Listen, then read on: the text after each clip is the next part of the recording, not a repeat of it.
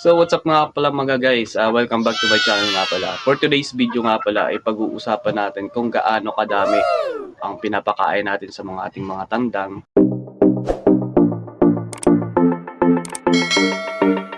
Lalo na dun sa mga nasa medium size pa lamang or mga stag.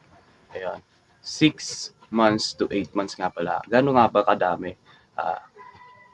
Sa pagpapakain kasi natin ay depende kasi yan sa katawan ng manok, kung large size or medium size yung ating mga manok. Kasi may mga manok kasi na medyo malaki at may mga manok din kasi na medyo tama lang. So, for today's video ay papakita natin yung ating takalan.